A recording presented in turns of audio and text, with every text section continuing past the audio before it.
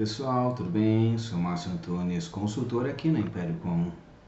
A dica gramatical de hoje é bastante interessante. Nós utilizaremos o presente perfeito juntamente com o verbo to use e observaremos o seu efeito dentro da estrutura e logo após faremos uma análise juntamente com o comparativo com a língua portuguesa. It has been used by me. It has been used by me. Agora vejamos, a estrutura It has been used by me está sendo trabalhada na voz passiva. Nós podemos traduzir de duas maneiras. Tem sido usado por mim ou foi usado por mim. Podemos traduzir destas duas formas. Agora, façamos um comparativo com a língua portuguesa. A estrutura não sofre alteração nenhuma. O engraçado é que em português a estrutura ela muda de acordo com a situação da qual você se encontra.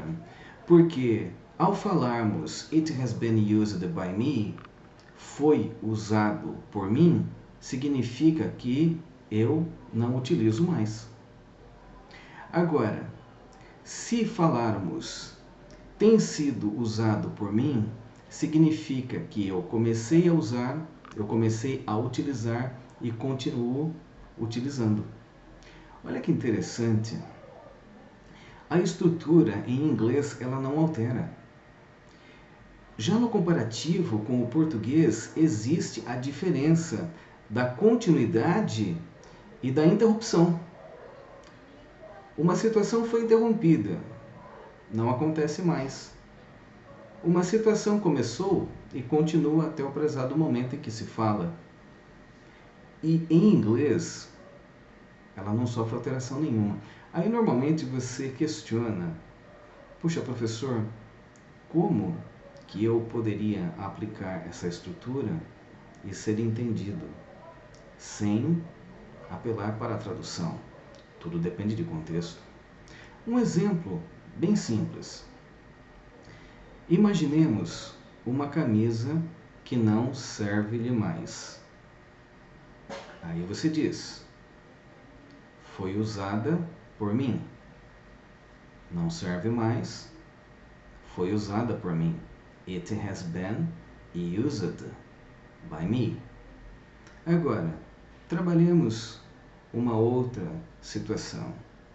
Você comprou uma camisa há um certo tempo, mas a camisa serve-lhe e você continua a utilizar.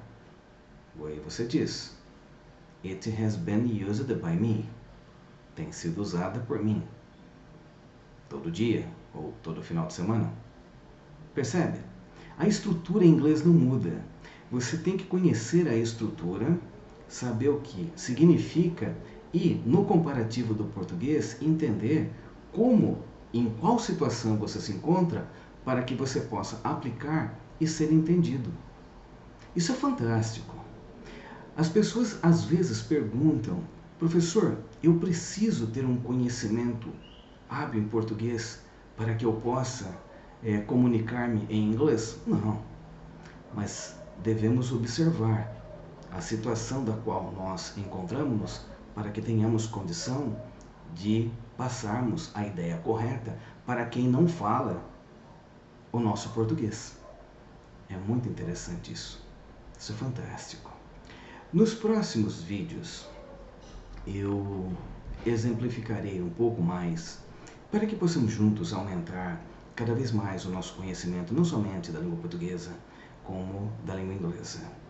Sou Márcio Antunes, consultor aqui na Império Com. Até o próximo vídeo.